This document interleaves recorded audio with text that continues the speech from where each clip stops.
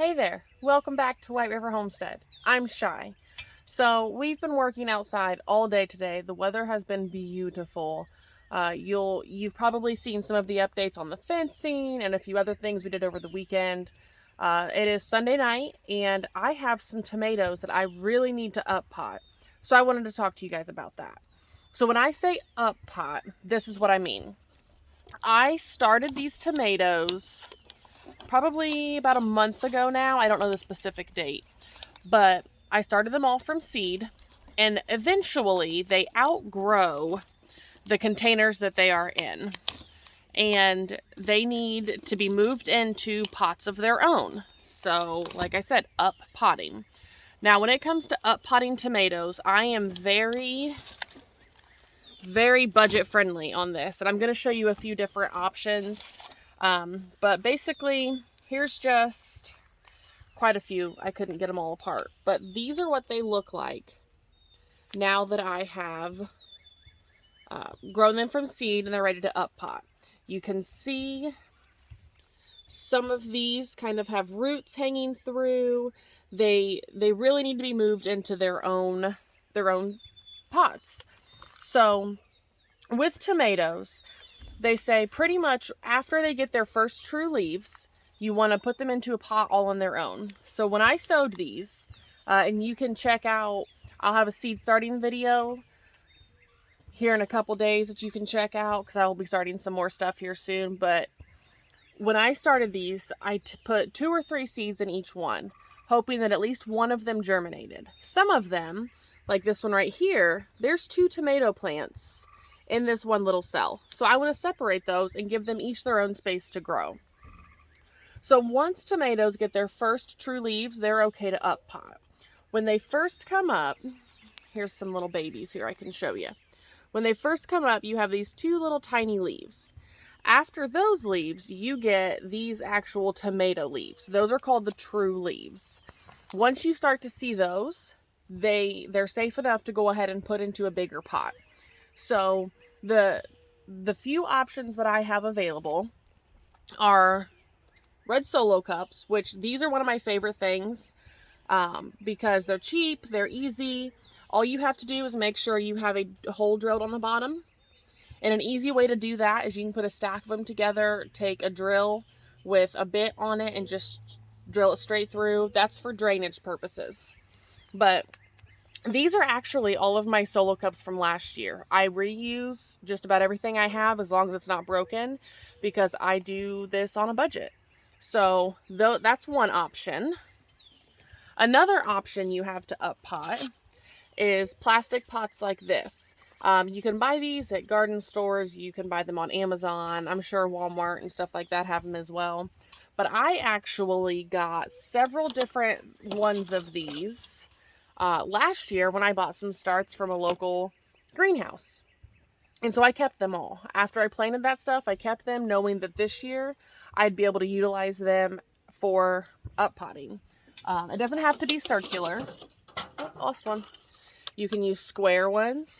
But the main goal is to put them into something bigger than these cells so they have room to grow.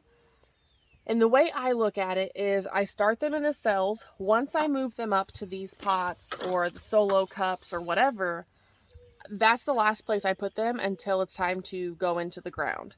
Now, I will say you'll see me put some of them into these, which these are also things that I got from a local nursery last year when I bought starts. I kept them.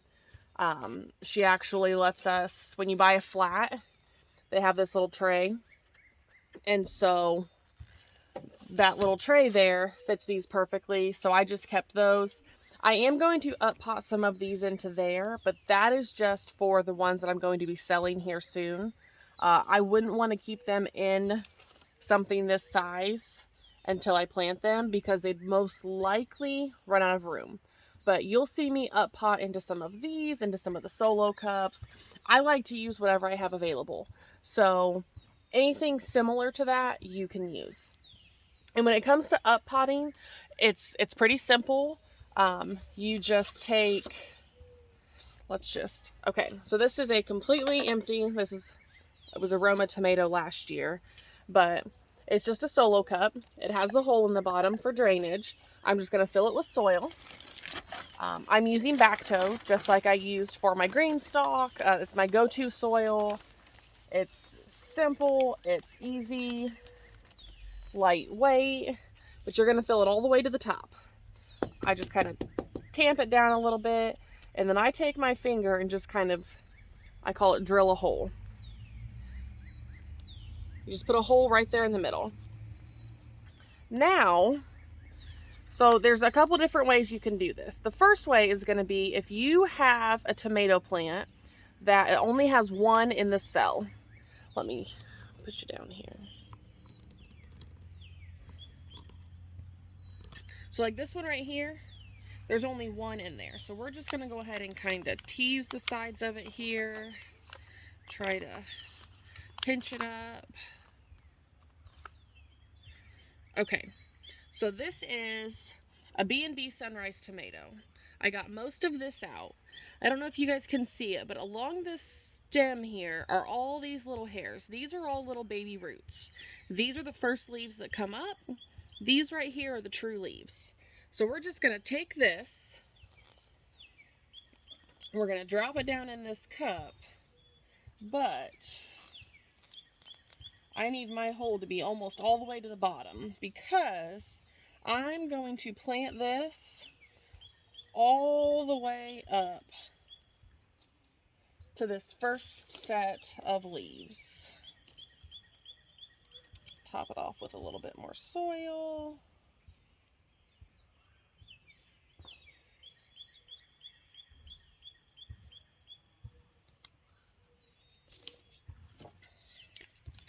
And that is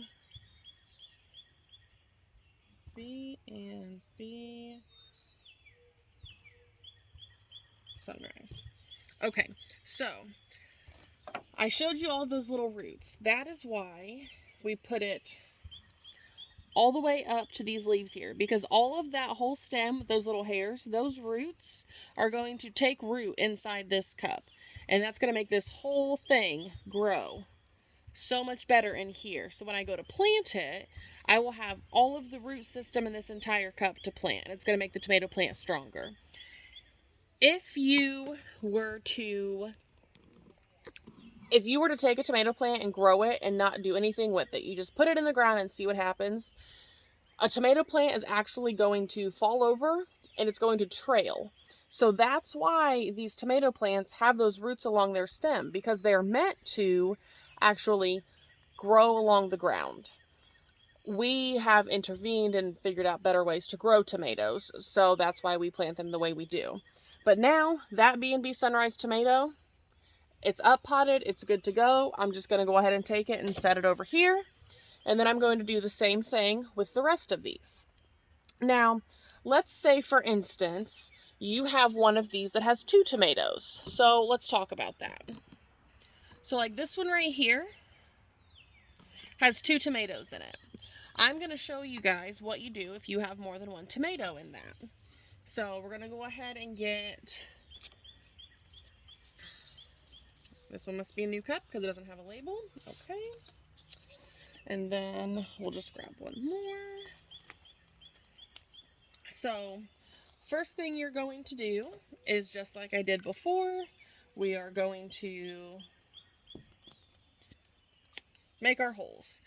This is a really thick Sharpie. It's also, if you don't want to use your hands, you can kind of drill it down in there.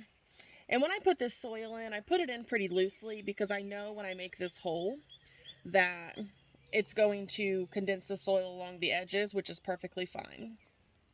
So I have 2 holes in here. I'm going to go ahead and take this tomato out.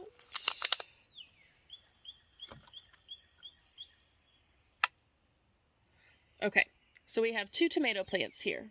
Tomatoes are normally pretty resilient, so I'm actually just going to kind of tamp off any loose soil here.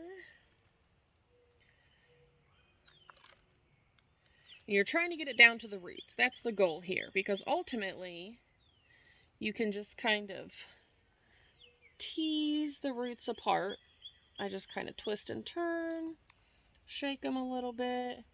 Now you have 2 tomato plants. 1, 2. Just like before, we are going to plant these guys all the way up to the first set of leaves. Just like that. Same with this one.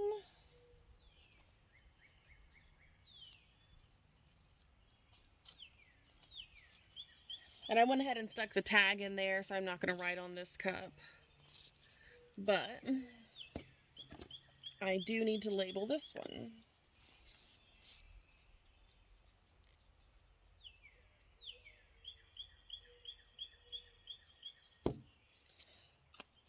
Now we have 3 tomato plants, 3 B&B Sunrise. I'm going to do the same for all of these tomatoes. Eventually I'll do it for these peppers here, but they're not ready yet. As you can see, they just now got their starter leaves. None of them have their first true leaves yet. So I'm going to go ahead and let those go a little bit more before I up pot them. But I'm going to go ahead and get the rest of these tomatoes done. One thing I do want to mention to you guys. So if you are not starting from seed, that's fine. There's nothing wrong with buying starts from a nursery. I do that quite often.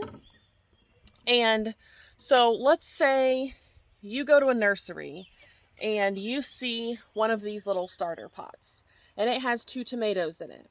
That's a bonus. They're going to charge you for just 1 plant because that's what this is. But if you see 2 starts in there, you're getting 2 for 1 special. That is exactly what you want to do. So if you see a tomato plant in here that has tomatoes on it, you don't want to get that one. And I'm going to put out a whole video here really soon about what to look for when you're shopping for starts.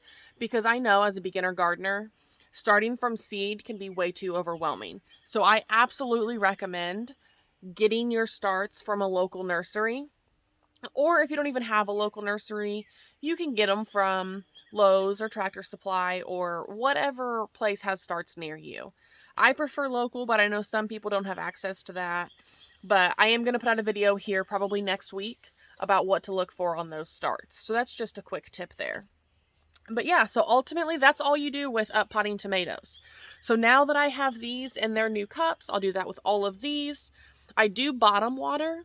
So when I talked about drainage in the bottom, let's talk about that real quick.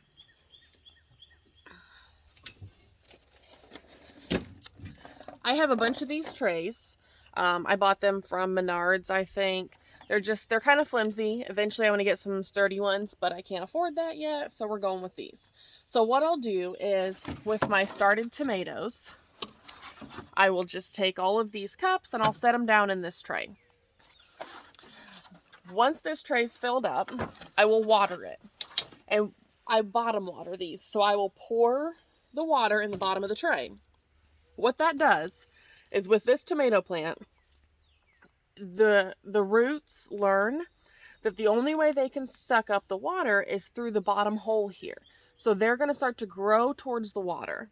That's going to make a stronger root system for when I put it in the garden. Because also, when I water the garden, I water just the soil. I don't top water. The only time water ever touches the leaves or the foliage on my plants is if it rains, because obviously I can't control that. But for seed starting, I bottom water. Once I up pot, I bottom water. Even once they get out to the garden, they're watered at the soil level. So everything, the soil is what holds the nutrients. The roots are what need the water. The leaves don't need the water. So that's what I'll do is once these are all up potted, they go in this tray to be bottom watered. I'll move them back inside because we do still have about another month. But this is the last container they'll be in. Last year, my tomatoes were probably about this tall when I went to plant them. So this gives them a lot more room. They're no longer fighting for any of the nutrients with any other plants that might have been in the other things with them. And they can thrive on their own. So that's how you up pot. If you guys have any questions, put them in the comments. I'd love to answer them. That's about all there is to it. When it comes to up potting, it's pretty simple. Just make sure you have a good soil and make sure you have adequate room for your plants to grow until it's time to put them out in the garden. I hope you guys have a wonderful day. Cultivate originality, and I'll talk to you soon.